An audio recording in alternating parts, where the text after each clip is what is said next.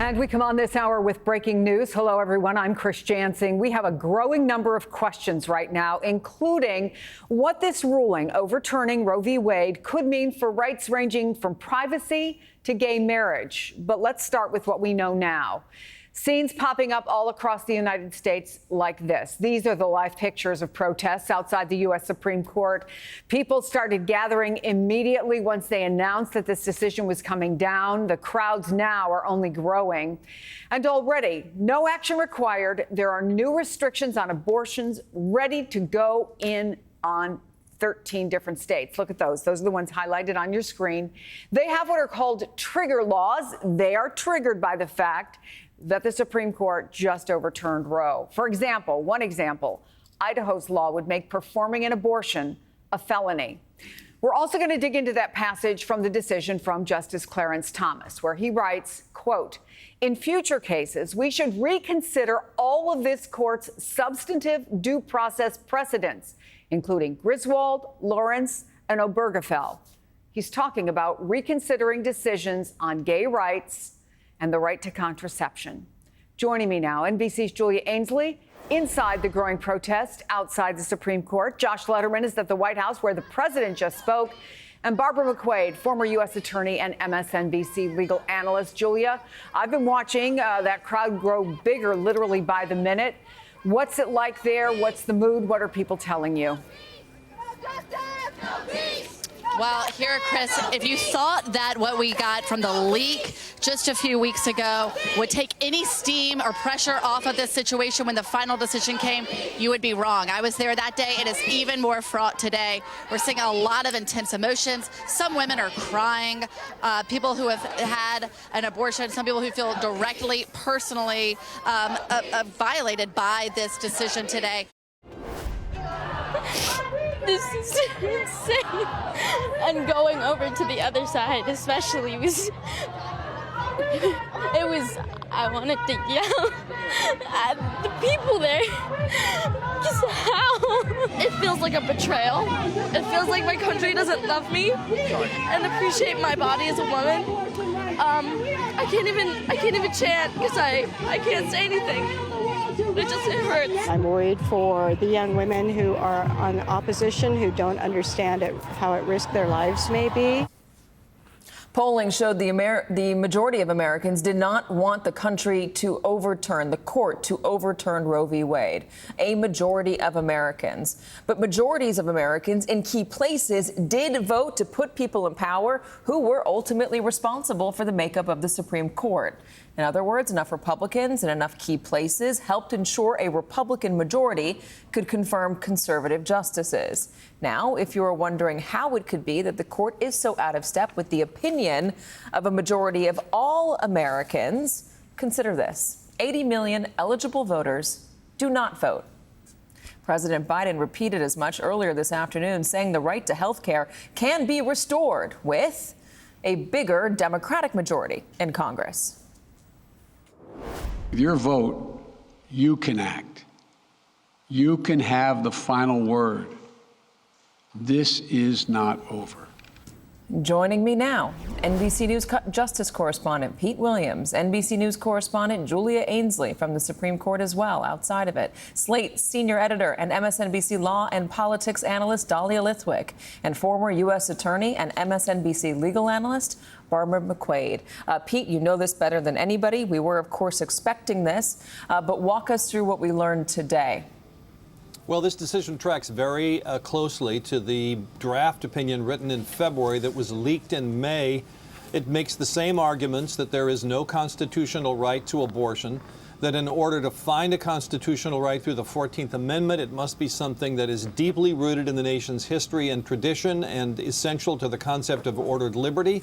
And for that reason, the Supreme Court said the Roe v. Wade ruling flunks the test. It says it was egregiously wrong when it was originally ruled on in 1973, and that therefore the principle of sticking with decisions known as stare decisis doesn't apply because it was wrong and has been damaging to the country. Pete, I know we're talking about a majority here, but Justice John Roberts, his majority concurrence was nuanced. So it didn't necessarily say that Roe v. Wade should be overturned. And I wonder, does this mean that if not for one conservative justice, if it was one more liberal justice or moderate justice, that maybe this would have gone in a different direction?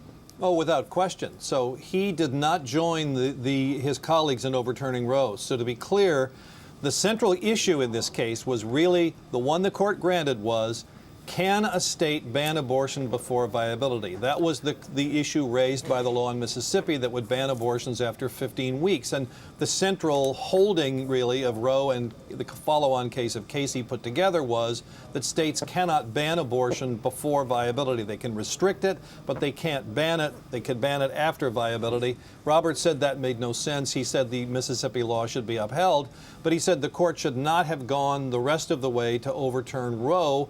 That wasn't necessary, he said, and was going too fast. So it's 5-4 on overturning Roe. Pete Williams. Pete, I know you're very busy, so thank you very much for joining us this hour. Julia, you are on the steps, or almost on the steps of the Supreme Court, since there's fencing around the Supreme Court. What are you hearing out there from people reacting? Well, that's right, Katie. We can't get on the steps of the Supreme Court because there's a barricade that's actually been there since that opinion leaked in May.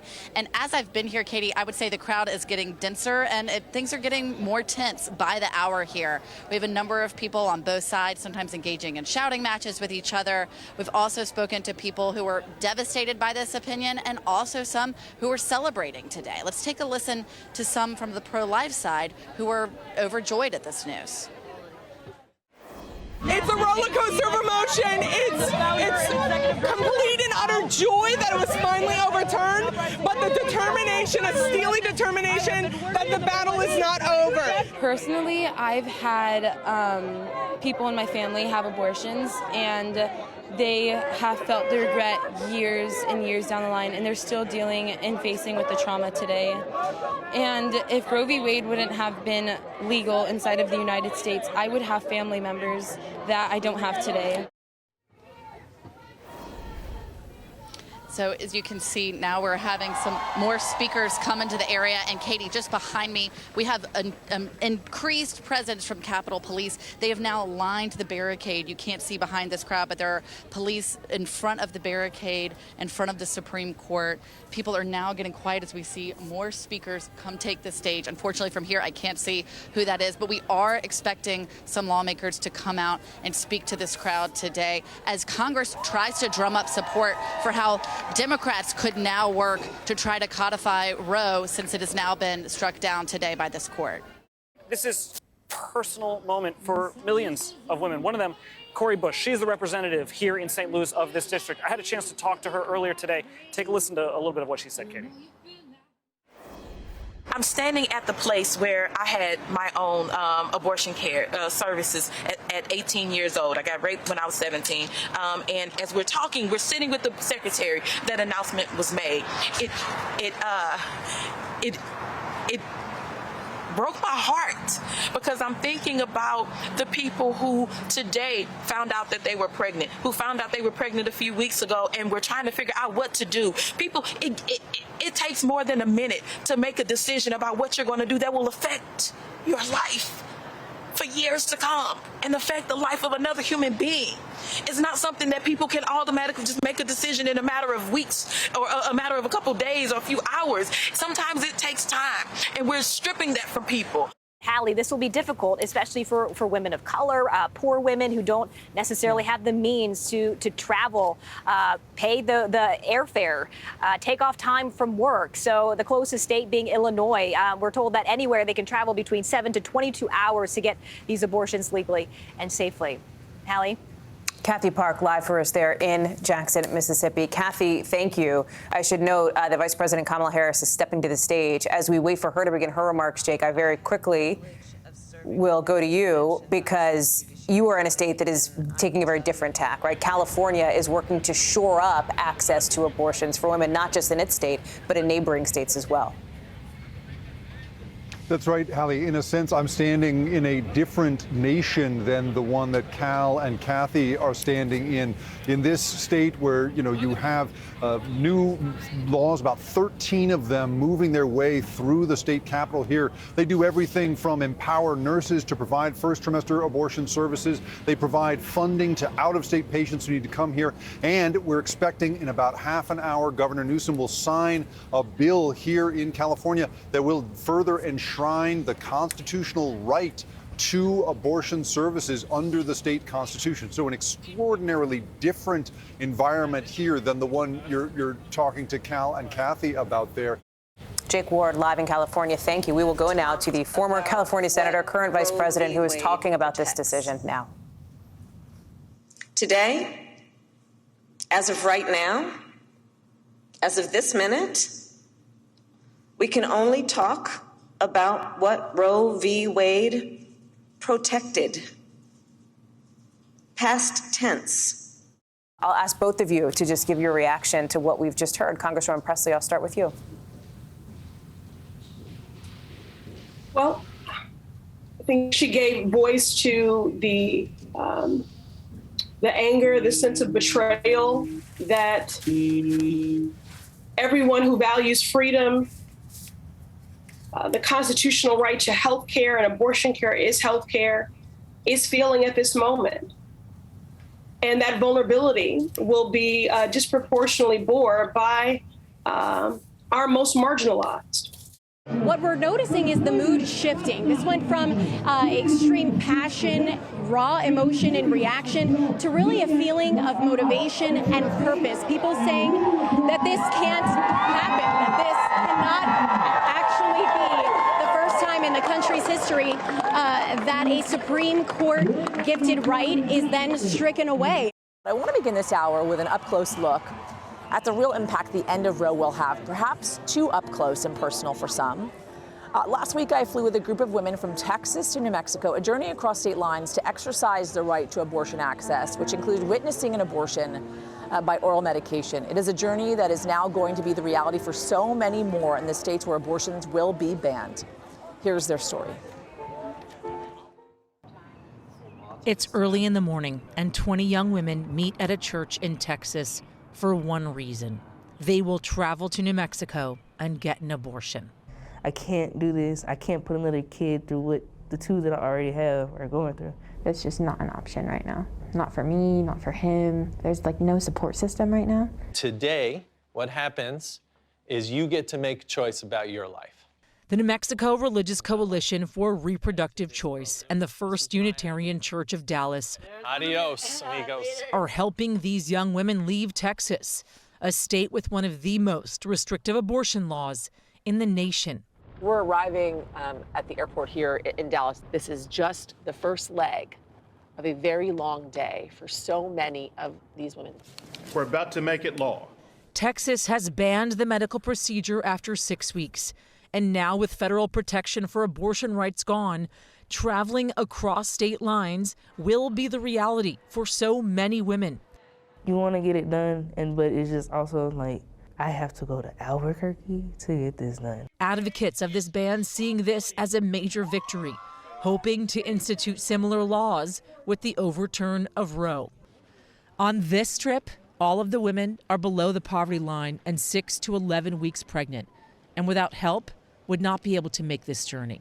Only Memory and Sally wanted to be filmed using first names, and Sally asked not to use her real name to protect their privacy. How do you guys feel? Like one leg down, you're now here. It's almost over. It's just still a little bizarre that you gotta come all the way out here. Dr. Curtis Boyd started this clinic in New Mexico and another in Dallas. He's one of the oldest abortion doctors in the country and says he's determined to make sure these women have a way out. And you may just swallow that with some water.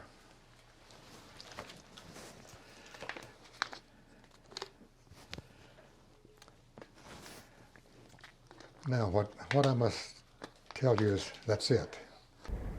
Make it your choice, but make it reasonable and wise.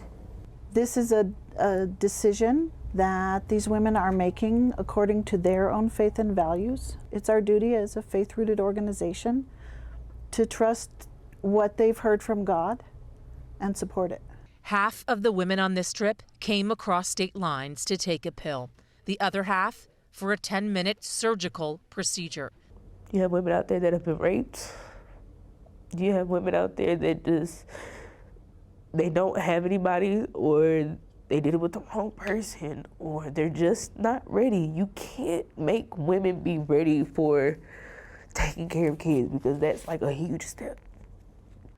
The church where these women began their journey fought for abortion rights before Roe, helped Roe v. Wade to the Supreme Court, and is now fighting the Texas law. We are going to see a public health crisis in this country, but a lot of people don't even want to think about it because they don't think it affects them. But what affects one affects the other, and this is where our faith also comes back into play. What I see is human life in front of me, and that's what's important.